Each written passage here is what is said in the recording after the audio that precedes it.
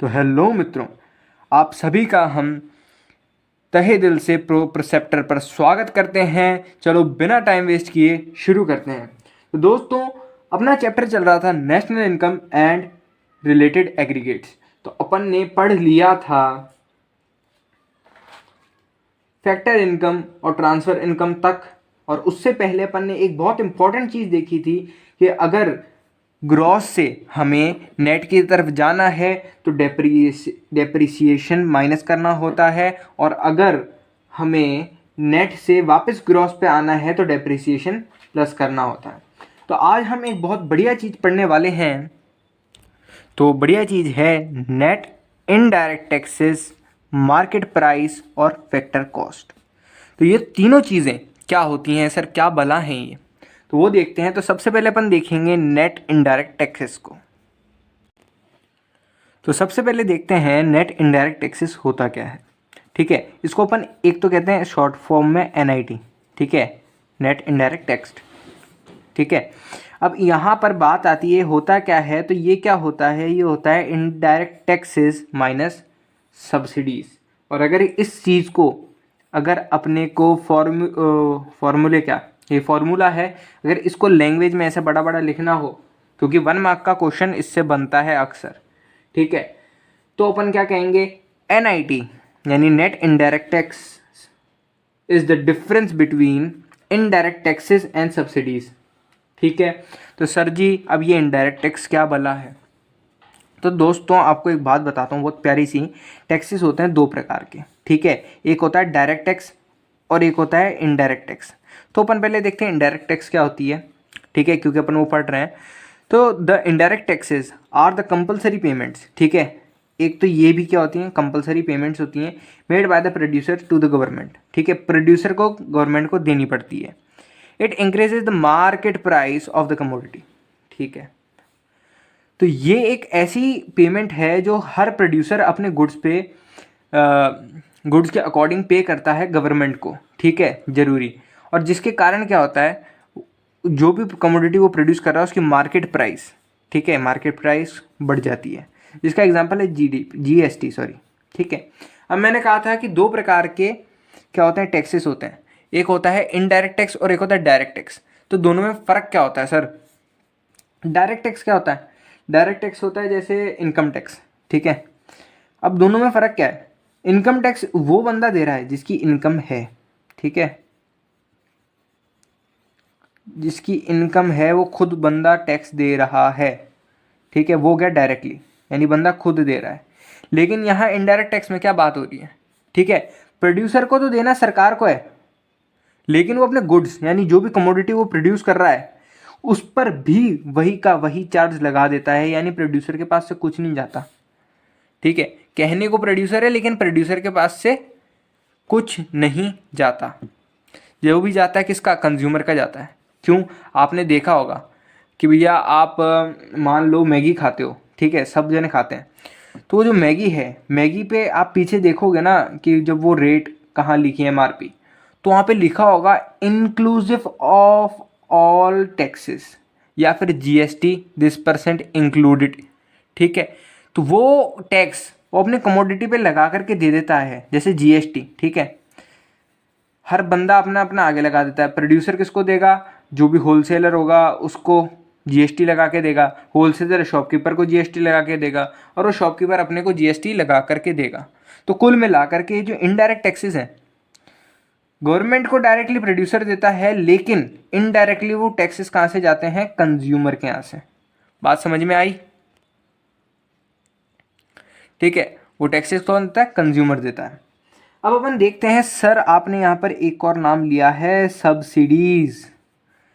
तो क्या होता है सर ये, तो अभी बताते हैं सब्सिडीज क्या होता है। तो दोस्तों सब्सिडीज़ क्या होती हैं, ठीक है, तो subsidies are the cash grants. ठीक है, ये कैश ग्रांट्स हैं गिवन बाय गवर्नमेंट, जो सरकार देती है। सभी को पता है कि सब्सिडी सरकार ही देती है। ठीक है, तो ये सरकार किसको देती है, यहाँ पर बात हो रही है प्रोड्यूसर की। सरकार प्रोड्यूसर को देती है ताकि वो बंदा क्या करे, अपना प्रोडक्शन बढ़ाए। और जैसा कि अपने को पता है कि आउटपुट बढ़ता है, अपना सर्कुलर फ्लो ऑफ इनकम चलता है और देश का विकास होता है। ठीक है, और इसका क्या बात है, जब इनडायरेक्ट टैक्सेस क्या करते हैं, इंक्रीज करते हैं मार्केट प्राइस को, तो सब्सिडीज क्या करती हैं, रिड्यूस करती हैं। ठीक है, किसको, मार्केट प्राइस को। अब सर जी आपने यहाँ लिखा मार्केट प्राइस, यहाँ लिखा मार्केट प्राइस, यहाँ लिखा मार्केट प्राइस, अब मार्केट प्राइस होता क्या है, तो अब अपन देखते हैं मार्केट प्राइस क्या होता है। तो अब अपन देखेंगे ना कि सिर्फ मार्केट प्राइस और फैक्टर कॉस्ट दोनों साथ में, ठीक है, दोनों रिलेटेड है इसलिए। तो मार्केट प्राइस क्या है, एक वो प्राइस है, ठीक है, एक वो प्राइस है जिस पे जो प्रोडक्ट है मार्केट में बेचा जाता है और ख़रीदा जाता है। ठीक है, यानी आप दुकान पे गए, बोला अंकल हमें ना 10 रुपये वाली मैगी चाहिए। ठीक है, वो जो 10 रुपये है ना, वो क्या हो गया, उसकी मार्केट प्राइस हो गई, क्योंकि उस दुकानदार ने आपको 10 रुपये में बेची और आपने क्या करा, खरीदी। ठीक है, तो ये 10 रुपये क्या हुए, इसकी मार्केट प्राइस हो गई। तो डेफिनेशन भी यही कहती है, market price the price at which the product is sold and purchased in the market. ठीक है, और क्या बात होती है, अब उस 10 रुपये में आपने मैगी के पैकेट के पीछे देखा होगा, inclusive of all taxes including GST फलाना ढिमकाना सब लिखा होता है यहाँ पे पीछे, तो वही होता है मार्केट प्राइस। अब फैक्टर कॉस्ट, इन दोनों में डिफरेंस क्या है, डिफरेंस यही है कि ये फैक्टर कॉस्ट है, वो मार्केट प्राइस है। तो ये क्या है, ये एक ऐसा पेमेंट है, ठीक है, या फिर एक ऐसी कॉस्ट है जो रेफर करती है फैक्टर पेमेंट्स को। सीधी सी बात, फैक्टर फैक्टर भाई भाई, ठीक है, factor cost, factor payment, factor income, तीनों एक ही हैं। ठीक है, कुछ और मत सोचो। ठीक है, ये वो फैक्टर पेमेंट्स हैं by the firms to the factors of production. Factor of production अपन ने पढ़े थे, लैंड, लेबर, कैपिटल, एंटरप्रेन्योर, उनको देने वाली फैक्टर पेमेंट्स कहते हैं, फैक्टर इनकम कहते हैं, और उसी को हम यहाँ पर फैक्टर कॉस्ट कह रहे हैं। ठीक है, पेमेंट, कॉस्ट और इनकम ये मिलते जुलते हैं, तो अलग अलग सिचुएशन के हिसाब से ये हो जाता है। सामने वो पड़ा हुआ वर्ड देखना फैक्टर है। ठीक है, सामने पड़ा हुआ वर्ड फैक्टर है। तो ये जो है, ये साफ साफ डेफिनेशन ये कह रही है कि उनकी जो सर्विस जो फर्म लेती है और उसके जो प्रोडक्शन के प्रोसेस में जो भी उनकी चीज़ें यूज़ आती हैं, तो वो चार ही हैं, लैंड, लेबर, कैपिटल और एंटरप्रेन्योर। उनको देने वाली चार पेमेंट्स क्या क्या होती हैं सर, लैंड को मिलता है रेंट, लेबर को मिलती है वेजेस, कैपिटल पे मिलता है इंटरेस्ट और एंटरप्रेन्योर को मिलता है प्रॉफिट। ठीक है, और यहाँ पर एक क्या बात है, यहाँ पर मैंने लिखा भी है कि इट इज़, ठीक है, it is equals two factor income. ठीक है, तो ये फैक्टर इनकम के बराबर ही होती है, यानी फैक्टर पेमेंट, फैक्टर कॉस्ट या फैक्टर इनकम कुछ भी कह लो, बात तो एक ही है। ठीक है, यहाँ पर नीचे जो बहुत बढ़िया लाइन लिखी है वो ये कहती है, the factor cost is the cost of production excluding NIT, net indirect tax. क्योंकि अगर फैक्टर कॉस्ट पर दो चीज़ें और लग गई, क्या, एक एनआईटी और एक प्रॉफिट, तो मार्केट प्राइस हो जाएगा ना। अब इसको अपन एक बहुत ही अच्छे एग्जाम्पल से लेते हैं, समझते हैं, ठीक है, और जानते हैं कि मान लो आपने खरीदी, भैया क्या बताता हूँ, ठीक है, आपने खरीदी यहाँ पर 20 रुपये की ब्रेड। ठीक है, तो ये आपकी बढ़िया सी मस्त वाली ब्रेड, ये 20 रुपये की ब्रेड है। अब इसमें ये जो फैक्टर कॉस्ट है, ये हो गया रेंट, ये हो गई वेजेस, ये हो गई क्या, इंटरेस्ट ऑन कैपिटल, और ये हो गया प्रॉफिट। ठीक है, तो जो रेंट है, रेंट आपने दिया 2 रुपये, वेजेस आपने कितनी दी, 10 रुपये की वेजेस लग गई आपकी। इंटरेस्ट आपको कितना मिला कैपिटल पर, इंटरेस्ट आपको मिला 2 रुपये, और प्रॉफिट कितना था, 1 रुपये। कितने हुए, 10, 14 और 1 5 15, सर 15 ही हो रहे हैं, 20 की वो है। तो अब मैं आपको बताऊं कि इन 20 में से चार चीज़ें ये हो गई, यानी फैक्टर कॉस्ट, ये चारों मिला करके 15 रुपये की यहाँ पर फैक्टर कॉस्ट हो रही है। और यहाँ पर एक और चीज़ है, मैंने बोला टैक्स या NIT, नेट इनडायरेक्ट टैक्स। ठीक है, या आप टैक्स मैंने बोल दिया, आप NIT ही लिखना, ठीक है। तो वो कितनी है, मान लो वो है 7 रुपये, सॉरी नेट नहीं होगा, ये इनडायरेक्ट टैक्स होगा, आई एम सॉरी, ठीक है, ये इनडायरेक्ट टैक्स होगा। तो ये 7 रुपये, सर जी ऐसे तो ये 22 रुपये की हो रही है, यहाँ बिल्कुल 22 रुपये की हो रही है, लेकिन यहाँ पर क्या मिल गई इसको, सब्सिडीज़ मिल गई, कितनी, 2 रुपये की। तो अब बताओ भैया यहाँ पर NIT, ये NIT कितना है यहाँ पर, ठीक है, यहाँ पर कितना है, यहाँ पर है 5 रुपये का, क्योंकि अपन ने देखा है NIT क्या होता है, इनडायरेक्ट टैक्स, ठीक है, IT indirect tax minus subsidies, तो कितना हुआ 5 रुपये, 5 रुपये की NIT लगी, हो गई 20 रुपये, और ये 20 रुपये की आपने ब्रेड ली, मज़े से इसका वो बनाया सैंडविच और खा गए, ठीक है। तो यहाँ तक की बात क्लियर है। तो अपन यहाँ से क्या सीखते हैं एक बार वो देखते हैं। तो भाई लोग अपन यहाँ से यही सीखते हैं कि अगर मार्केट प्राइस से आपको फैक्टर कॉस्ट की तरफ जाना हो, ठीक है, अगर मार्केट प्राइस से आपको फैक्टर कॉस्ट की तरफ जाना हो तो आप क्या करोगे, ठीक है, आप क्या करोगे, आप यहाँ पर क्या करोगे मुझे बताओ। तो आप यहाँ पर करोगे minus NIT net indirect tax. Sir profit भी होगा क्या, नहीं, प्रॉफिट कहाँ पे आ गया, फैक्टर कॉस्ट के अंदर आ गया ना, एंटरप्रेन्योर को मिलता है प्रॉफिट, ठीक है। अब मान लो फैक्टर कॉस्ट दी हुई है और आपसे पूछे मुझे मार्केट प्राइस करना है, तो आप क्या करोगे, वहाँ पे प्लस कर दोगे NIT, ठीक है। तो ये आपको बात समझ में आई, ये भी बहुत इम्पोर्टेंट है, ठीक है, ये चीज़ भी बहुत इम्पोर्टेंट है, इसको रट लेना अच्छे से। अब अपन जाते हैं GDP की तरफ, ठीक है, यानी ग्रॉस डोमेस्टिक प्रोडक्ट की तरफ, ठीक है। तो वहाँ पे जो डोमेस्टिक वर्ड है वो क्या है, और वो स्टार्ट करते हैं अपन पहले, ठीक है।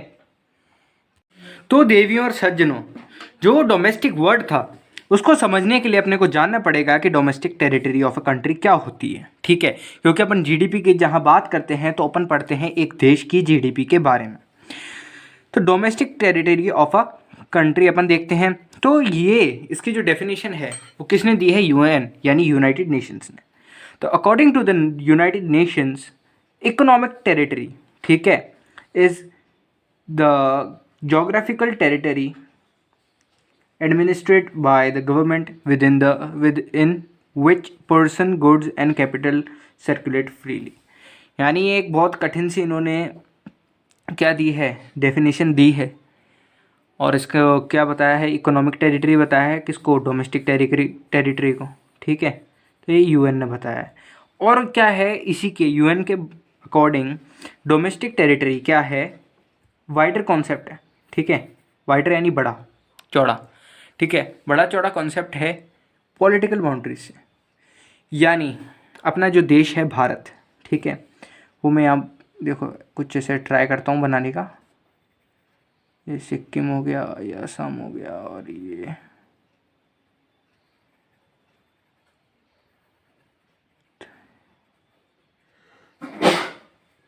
तो मान लीजिए ये भारत, ठीक है। तो ये जो इसकी बाउंड्रीज दिख रही हैं, ये जो होती हैं बाउंड्रीज, ये होती हैं पॉलिटिकल बाउंड्रीज। लेकिन क्या कह रहे हैं, डोमेस्टिक टेरिटरी सिर्फ यहाँ तक सीमित नहीं है, किसी देश की डोमेस्टिक टेरिटरी यहाँ तक सीमित नहीं है, वो इसके आर पार यानी बहुत ज़्यादा भी हैं, यानी आसपास हो सकता है पाकिस्तान में हो, ठीक है, पाकिस्तान और इंडिया क्या रिलेशन आप सभी को पता है, तो हो भी सकता है पाकिस्तान में भी हो, चाइना में भी हो, ठीक है, वहाँ हो, बांग्लादेश में हो, नेपाल में हो, भूटान में हो। तो क्या है डोमेस्टिक टेरिटरी, क्या इंक्लूड करती है, क्या क्या आते हैं वो देखते हैं एक बार। तो domestic territory includes political boundaries of a country. ये अपन ने बात करी ली थी, समझ लिया था कि ये पूरे देश की जो बाउंड्री है पॉलिटिकल, वो तो आएगी। अब उसके अलावा क्या क्या आता है और क्या क्या जाता है ये देखना है। तो आता क्या है, एम्बेसीज, नाम सुना है सर जी, क्या होती हैं एम्बेसीज? एम्बेसीज सुना है, आप जानते भी हो, आपने देखी भी है। अगर जो यहाँ पर पीके देख के बैठा है, ठीक है, वहाँ पर आपने देखा होगा सुशांत सिंह राजपूत कहाँ काम करता है वो, जग्गू और सुशांत विदेश में मिलते हैं, वो काम करता है पाकिस्तान एम्बेसी में, ठीक है। एम्बेसी का नाम आपने वहाँ भी सुना होगा, कहाँ, जो सलमान भैया के फ़ैन हैं, सलमान भाई के, उन्होंने सुना होगा बजरंगी भाईजान में, ठीक है। तो इन्होंने वहाँ पर एम्बेसी बताई है, दिखाई भी है। तो एम्बेसी क्या काम करती है, ये जिस भी कंपनी की कंट्री की एम्बेसी होती है, ये उस कंट्री के लोगों की एक तरीके से सहायता करती है, जिस भी देश में ये सिचुएटेड है, उस देश में जो उसकी कंट्री के हैं लोग हैं। जैसे इंडिया की अगर मान लो पाकिस्तान में एम्बेसी है, तो पाकिस्तान में जो इंडिया की एम्बेसी है वो इंडिया के लोगों का ध्यान रखेगी, कहीं पाकिस्तान सरकार उनके साथ ज़ोर ज़बरदस्ती तो नहीं कर रही, कुछ हानि तो नहीं पहुंचा रही। और अगर कोई इंसान पाकिस्तान से भारत आना चाहता है तो उसको वीज़ा जो प्रोवाइड कराती है वो एम्बेसी कराती है, ठीक है। तो क्या आएगा, embassy of a country situated outside the country. तो सीधी सी बात है, ये भारत है, यहाँ पाकिस्तान है, पाकिस्तान में यहाँ लाहौर के पास, लाहौर में ये रहा लाहौर, और लाहौर के अंदर भारतीय एम्बेसी है, यानी इंडियन एम्बेसी है। तो वो किस में आएगी, वो इंडिया की डोमेस्टिक टेरिटरी में आएगी। किस में आएगी, डोमेस्टिक टेरिटरी आएगी। तो ये क्या हुआ, यहाँ पर तो ऐड हो गया, ठीक है, यहाँ पे सब्ट्रैक्ट हो रहा है, देखो एक्सक्लूडिंग, एक्सक्लूडिंग वो एम्बेसीज, ठीक है, जो दूसरे देश की यहाँ पे है। अगर इंडिया की एम्बेसी पाकिस्तान में है तो पाकिस्तान की एम्बेसी भी होगी, तो वो यहाँ होगी दिल्ली में। दिल्ली में बहुत सारी एम्बेसी हैं, अमेरिका की होगी, ठीक है, युगांडा की होगी, तो वो सारी सब्ट्रैक्ट की जाएंगी, वो उनके देशों की किस में आएंगी, डोमेस्टिक टेरिटरीज में। तो अब अपन बात करते हैं यहाँ पर टेरिटोरियल वाटर्स की। सर ये टेरिटोरियल वाटर्स क्या होता है, ठीक है। तो दोस्तों याद करो, क्लास 9वीं, कक्षा 9वीं ज्योग्राफी चैप्टर नंबर 1, ठीक है, इंडिया साइज एंड लोकेशन, उसमें अपन ने पढ़ा था कि जो भारत की जो बाउंड्रीज है उसमें कहाँ तक आता है भारतीय समुद्र यानी हिंद महासागर, ठीक है, यानी इंडियन ओशन के कितना पार्ट आता है हर एक देश में।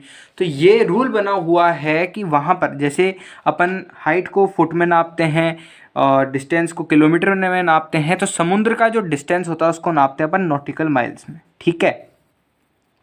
तो 12 नॉटिकल माइल्स, ठीक है, हर देश की बाउंड्री से या बेस लाइन से जो समुद्र 12 नॉटिकल लाइन क्या माइल्स की दूरी पर है, उसको क्या मानेंगे, उसको उस देश का टेरिटोरियल वाटर मानेंगे, जो कि उसके किस में इंक्लूड होगा, डोमेस्टिक टेरिटरी में इंक्लूड होगा।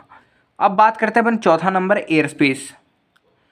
तो एयर स्पेस क्या होता है, सर ये एयर स्पेस क्या है।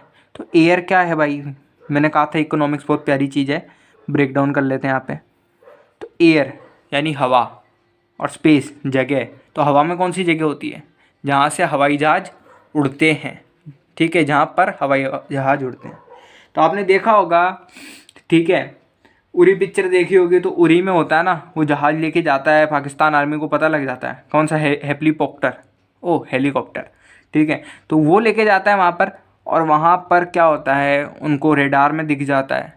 तो ये सब चीज़ें होती हैं, किसी भी देश के ऊपर से अगर आपको एरोप्लेन लेके जाना है तो वहाँ के देश की परमिशन लेनी पड़ेगी, क्योंकि जो एयर स्पेस है वो भी किस में आता है, वही वहीं आता है, ठीक है। तो कहाँ आ गया, डोमेस्टिक टेरिटरी में आता है।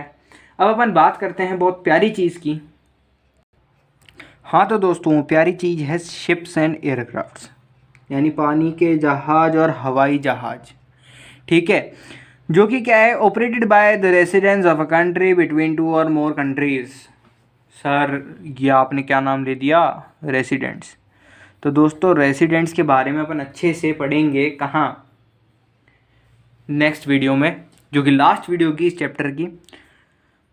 लेकिन सर कुछ तो समझाओ। तो समझा आपको ऐसे देते हैं कि एयरक्राफ्ट्स और शिप्स जो इंडिया की हैं, जैसे एयर इंडिया का मान लो जहाज़ है, तो वहाँ पर हर देश में, ठीक है, एयर इंडिया का एक ऑफिस होगा, ठीक है, उस ऑफिस में उस ऑफिस के वहाँ पर उसके जहाज़ होंगे, वहाँ पे पायलट्स होंगे और वहाँ पर सारा सिस्टम होगा। लेकिन वहाँ पर किसका रूल किसका चलेगा, ठीक है, वहाँ पर जो संविधान है वो किसका फॉलो करेंगे, एयर इंडिया वाले, भारत का ही करेंगे, एयर इंडिया है यार वो, ठीक है, तो इंडिया का करेंगे। अब चाहे वो चाइना से उड़ के अमेरिका में जाए, जहाज़ कौन सा है, एयर इंडिया का है, ठीक है, भले इंडिया में नहीं आ रहा, लेकिन वो जितना कमाएगा, जो भी कुछ होगा उसमें नमस्ते ही बोला जाएगा, यो हनी सिंह थोड़ी बोलेंगे, वो भी बोल सकते हैं, ठीक है, क्योंकि वो भी इंडिया का ही है। तो वहाँ पर जो ऐसी चीज़ें, चाहे शिप्स हों, चाहे इंडिया के हों, चाहे दूसरे देशों में ही घूम रही हों, लेकिन वो भी किस में आएंगी, वो भी डोमेस्टिक टेरिटरी में आएंगी। अब यहाँ पर मैंने एक बात की थी ऊपर टेरिटोरियल वाटर्स की, इसके बारे में एक और देख लेते हैं, थोड़ा सा जानकारी और ले लेते हैं। तो कई लोग कहते हैं कि भैया fishing vessels, oil, natural gas, जो भी समुद्र से निकाला जाता है वो भी आएगा, तो वो 6th पॉइंट बनाकर लिख देते हैं, लेकिन वो सारा इसी में आ गया, क्योंकि कोई भी देश, ठीक है, जितना भी क्या ऑयल निकालता है, गैस निकालता, गैस, नेचुरल गैस जितनी भी निकालता है पानी के अंदर से, वो इन 12 नॉटिकल माइल्स के अंदर से निकालता है खुल्लम खुल्ला। अगर आगे जाना होता है तो उसको यूएन से परमिशन लेनी पड़ती है, तो उसको अपन नहीं गिनते, अपन गिनते हैं 12 नॉटिकल्स माइल वाले को, तो वो सारा इसके अंदर आ गया। आप चाहें तो ऐसे सब पॉइंट्स बना करके यहाँ लिख सकते हैं, फिशिंग वेसल्स, गैस और नेचुरल गैस और जो भी होता है, ठीक है। अब अपन देखते हैं कि भैया आपने हमें पढ़ा तो दिया, तो इसका सिग्निफिकेंस क्या है। तो सिग्निफिकेंस ये है जो अपन ने अभी तक, ठीक है, डोमेस्टिक टेरिटरी पढ़ी है, ठीक है, ये 5 पॉइंट पढ़े हैं, 5 जो चीज़ें उनमें आती हैं, कुछ चीज़ें जो नहीं आती हैं। अब जैसे एयर स्पेस हमारे देश का, जो दूसरे देशों में, हमारा एयर स्पेस तो हमारा ही हो गया, ठीक है, टेरिटोरियल वाटर भी हमारा हो गया, और शिप्स एंड एयरक्राफ्ट जो हमारे देश के दूसरे देश में, वो हमारी टेरिटरी में आएंगे, जो दूसरे देश के हमारे देश में है वो नहीं आएंगे, ठीक है। अब एक और चीज़ आती है यहाँ पर, ठीक है, आर्मी के जो वो होते हैं बेसिस, ठीक है, वो आप लिख सकते हो, मैं लिख देता हूँ।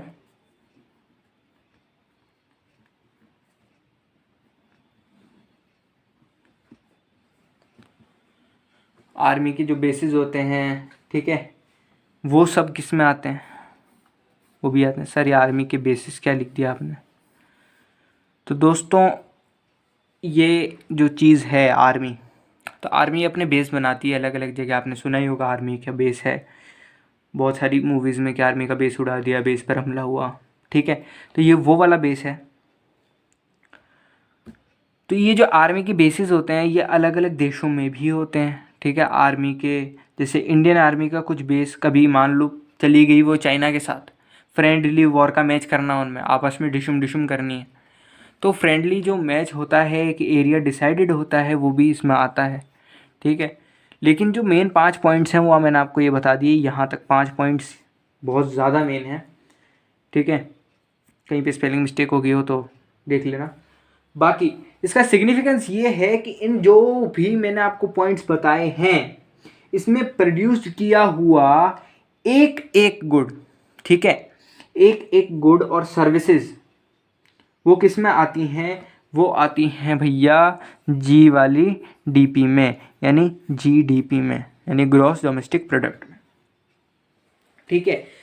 वो मैटर नहीं करता कि भाई बना कौन रहा है, पैसा बना कौन रहा है, ठीक है। अगर इस देश में आकर के, इस पूरे देश, इसमें जो टेरिटरी है, डोमेस्टिक टेरिटरी है, इसमें कोई पाकिस्तानी भी आकर के पैसा बना रहा है ना, अगर कोई नेपाली भी आके शाबजी कह के पैसे बना रहा है, या कोई अमेरिकन आके भीख मांग रहा है, तो भी वो सारा किस में आएगा, ठीक है, वो सारा जीडीपी में आएगा, ठीक है। भीख वाला नहीं आएगा, क्योंकि भीख क्या हो जाती है, भीख ट्रांसफ़र पेमेंट हो जाती है, ठीक है, तो वो नहीं आती, ऑनर्ड पेमेंट होती हैं, शायद आपको बताया मैंने, और नहीं बताया तो बता देंगे। तो जीडीपी में ये सारी टेरिटरी के अंदर जितनी भी चीज़ें हो रही हैं, चाहे आप एग्ज़ाम्पल ले लेते हैं, एग्ज़ाम्पल ऐसे हैं कि कोई गोरा इंसान है, ठीक है, अंग्रेज़ है, अंग्रेज़ ने यहाँ पर होटल खोला, होटल से उसके पास पैसा आ रहा है, ठीक है, तो वो इंक्लूड होगा, होगा, बिल्कुल होगा। अब कोई मान लो हिंदुस्तानी है, पाकिस्तान में जा कर के पैसे कमा रहा है, तो वो नहीं होगा, और अगर कोई हिंदुस्तानी है, भारतीय है और क्या कर रहा है, पाकिस्तान में इंडियन एम्बेसी में कमा रहा है पैसे, तो क्या होगा? बिल्कुल होएगा, क्योंकि इंडियन एम्बेसी कहाँ है? एम्बेसी हमने बताई थी यहाँ की।